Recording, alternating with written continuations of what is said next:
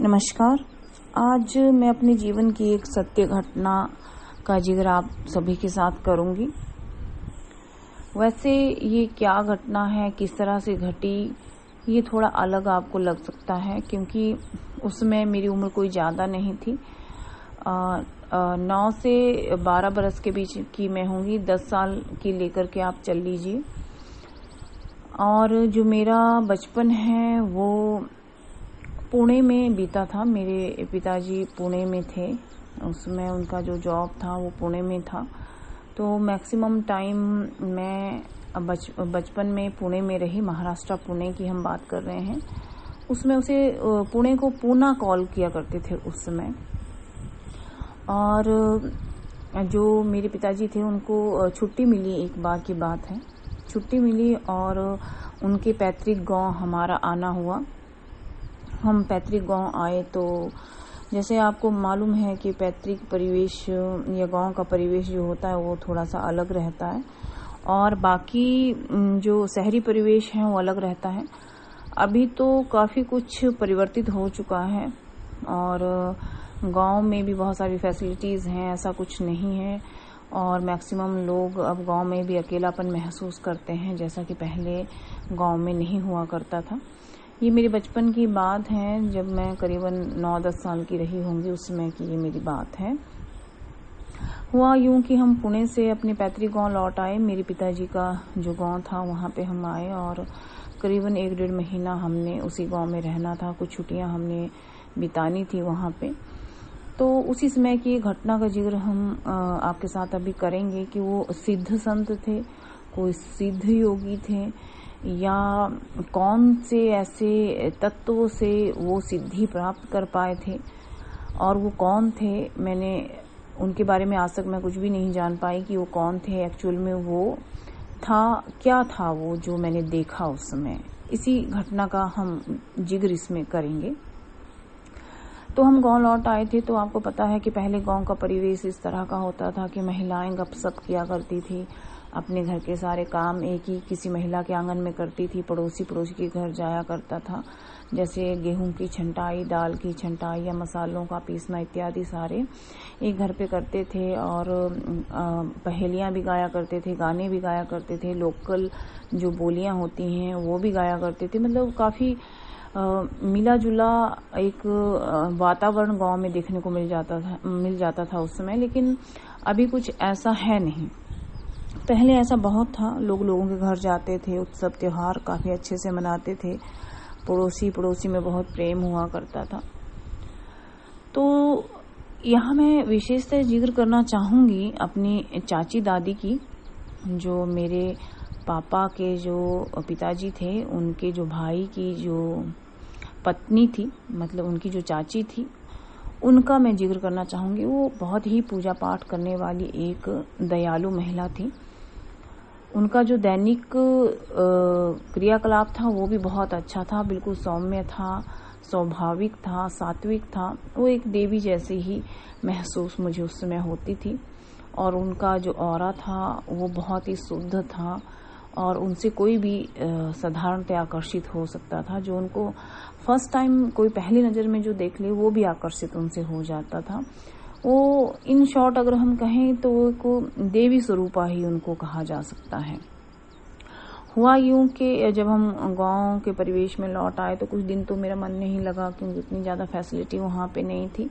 लेकिन धीरे धीरे मेरा इंटरेस्ट वहाँ पे बढ़ने लगा। गांव में आंगन में महिलाएं आती थी, बातें करती थी, कभी कभी पूजा पद्धति की चर्चाएं की जाती थी, पूजा पाठ भजन इत्यादि गाए जाते थे, काम भी करते थे। तो मुझे भी आनंद आने लगा। तो मैं सहज ही अपनी चाची दादी की तरफ आकर्षित होती थी क्योंकि वो शिव की पूजा बड़े ध्यान मगन होकर के करती थी और उनकी दिनचर्या शुरुआत ही वहाँ से होती थी। 3-3:30 बजे वो उठ जाती थी अंधेरे में, फिर स्नान इत्यादि करके दैनिक नित्य कर्म से वो जब फ्री हो जाती थी तो वो मंदिर जाया करती थी, यानी कि वो शिवालय जाती थी। तो वो शिव की पूजा करती थी। तो मैंने उन्हें कई बार कहा कि दादी मुझे भी अपने साथ लेके चलो, लेकिन वो कहती थी कि आप बहुत छोटे हो, अभी तो आप बाद में पूजा करना, अभी तो आप पढ़ाई करो, ये है वो है, इस तरह से वो टाल जाती थी। लेकिन मैं हमेशा ही उनको फॉलो करती थी, क्योंकि मुझे बड़ा अच्छा लगता था जब वो भजन गाती थी, पूजा करती थी, तो मैं उनको सुनती थी और उनकी जो वाणी थी उसमें बहुत मधुरता थी, तो मुझे वो सुनने में बहुत अच्छा लगता था। तो मैंने उन्हें कई बार जिद किया कि दादी, जब भी आप सुबह मंदिर जाती हैं, शिवालय जाती हैं, तो मुझे भी साथ में लेके चला करो। तो वो हमेशा टाल जाती थी। शायद वो ये सोचती थी कि मैं छोटी बच्ची हूँ अभी, और काफ़ी अंधेरे में वो जाया करती थी, तो इस कारण से वो शायद टाल जाती थी, ना जाने क्यों। लेकिन मुझे यही लगता है कि मैं बच्ची समझ के कि बच्ची रात को कहाँ उठेगी, कहाँ नहाएगी, कहाँ मंदिर जाएगी, तो वो टाल जाती थी। क्योंकि वो उस समय ज्वाइंट घर था, तो मैंने कई बार उनसे कहा, लेकिन उन्होंने अनसुना किया। तो मेरे मन में आया कि ये ऐसे तो बात नहीं बनेगी। अब चाची दादी जाती हैं और विशेष किसी पद्धति से पूजा करती हैं भोले शंकर की, क्योंकि कभी कभी भोले शंकर के दर्शन उनमें भी हो जाया करते थे। उनके भजन जब वो गाती थी तो ऐसा लगता था कि भोले साक्षात वहां पे खड़े हैं, और वो मैं सीखना चाहती थी। मेरी छोटी उम्र के कारण वो मुझे सिखाना नहीं चाहती थी, या कभी मतलब वो डिस्कस नहीं करती थी इस तरह का। तो मैंने सोचा कि जो जिस तरह से ये पूजा करती हैं, देखिए बाल मन मेरा उस समय था, तो मेरे मन में आया कि जिस तरह से ये पूजा करती हैं भोले बाबा की, उसी तरह से मैं भी करूंगी, और मैं इनको पूरा फॉलो करूंगी कि ये क्या करती हैं, क्योंकि मेरा उस समय से ही पूजा पाठ में बड़ा इंटरेस्ट था।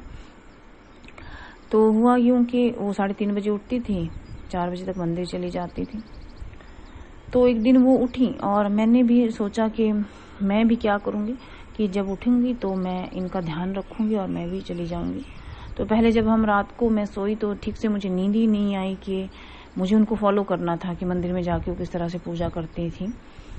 तो रात को मैं इधर उधर पलटी खाती रही, सोई नहीं कि मुझे जाना है, ऐसा ना हो कि दादी चली ही जाए, मुझे ना लेके जाए। हुआ यूं कि जब उनको जाना था उसी समय मुझे नींद आ गया और मैं नहीं जा पाई। अगले दिन जब मैं उठी तो 7-8 उस समय बज रहा था। मैंने अपने आप को बड़ा कोसा, और सभी उठ चुके थे, सब अपने ब्रेकफास्ट वगैरह करके अपने खेतों की तरफ जा रहे थे, या जो भी उनके कार्य थे वो कर रहे थे। तो मुझे लगा कि मेरे से एक चांस मिस हो गया। तो मैंने नेक्स्ट डे ट्राई करने के लिए मैंने सोचा कि मैं पहले ही सो लूंगी और उसके बाद उठूंगी। तो एक अलार्म क्लॉक उस समय होती थी, वो टेबल पे रखी जाती थी उस समय, अभी तो वैसी होती नहीं है, या होती भी होंगी कहीं पर। तो मैंने वो अलार्म क्लॉक जो मेरे दादाजी का था वो मैंने ले लिया कि दादाजी मुझे चाहिए। तो मैंने वो ले लिया और अलार्म लगा लिया मैंने 3 बजे का, कि मुझे पता था कि 3-4 बजे तक वो जाती हैं।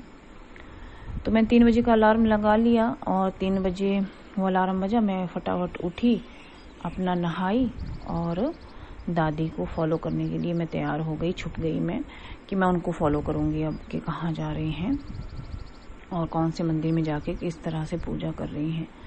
जिज्ञासु स्वभाव कई बार ऐसा ही होता है, और कई बार आप खतरा भी मोल ले लेते हैं इसमें।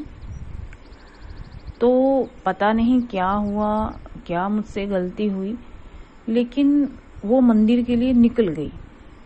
जब तक मैं नहा धो करके तैयार हुई कि मुझे भी उनको फॉलो करते हुए मंदिर जाना है उनके साथ और उनको सरप्राइज कर देना है, लेकिन वो मेरे से पहले ही वो मंदिर के लिए निकल गई। जब मैंने उनको ढूंढा आंगन में और घर के मंदिर में, उनके कमरे में वो नहीं थी।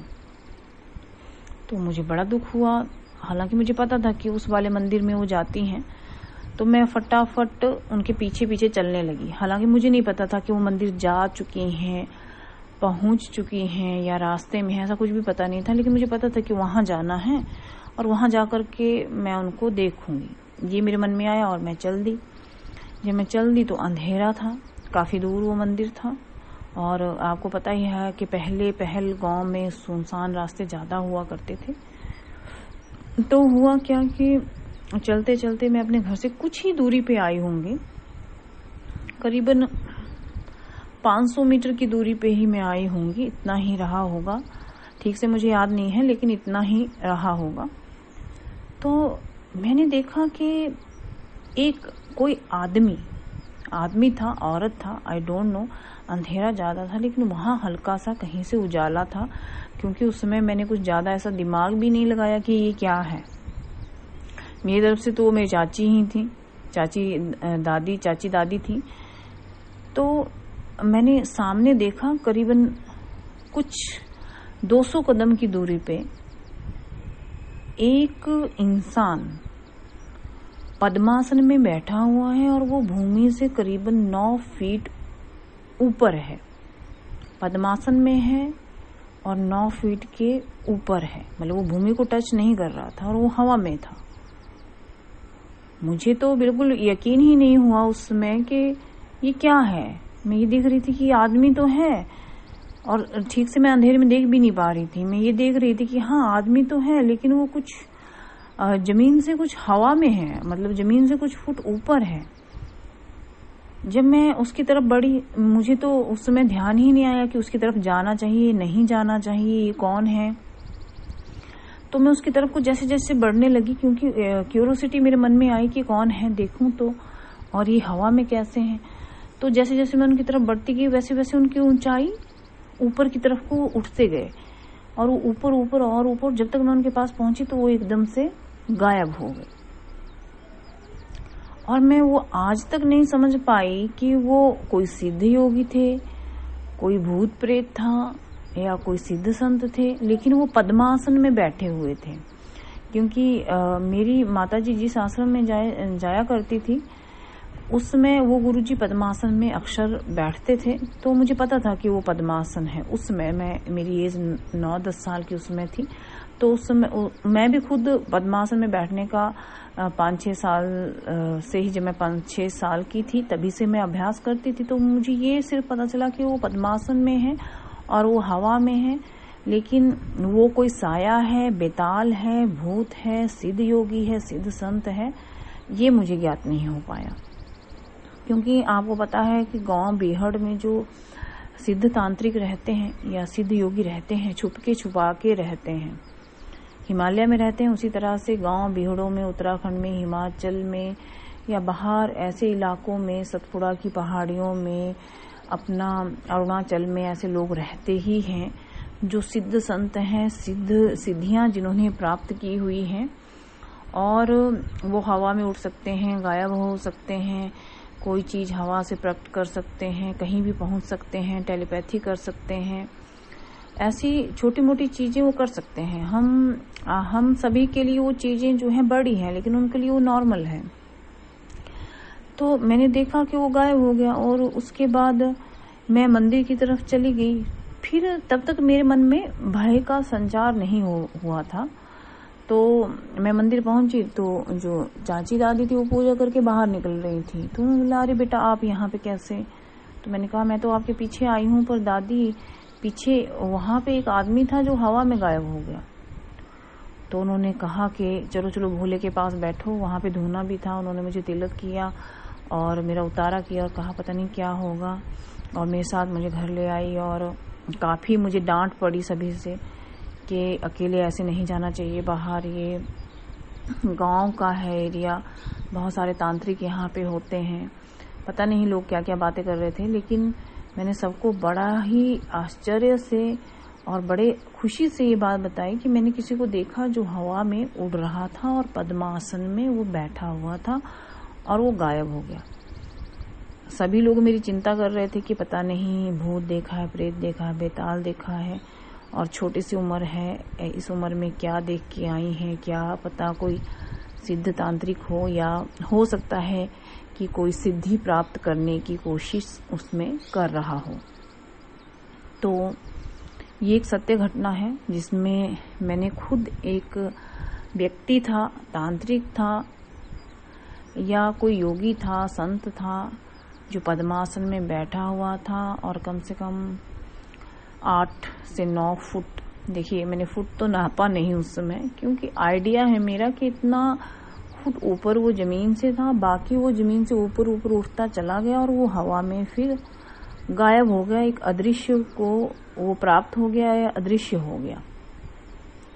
लेकिन मुझे आज भी वो घटना याद आती है, लेकिन पता नहीं गुरुओं का आशीर्वाद है, माँ शक्ति की प्रेरणा रही कि उस समय मैं डरी नहीं और अपने भोले भाव से मैं भोले बाबा के मंदिर में पहुंच गई। वहाँ मुझे मेरी चाची दादी मिल गई लेकिन ये घटना सत्य है और ये मेरे जीवन की और बचपन की ये एक सत्य घटना है। नमस्कार।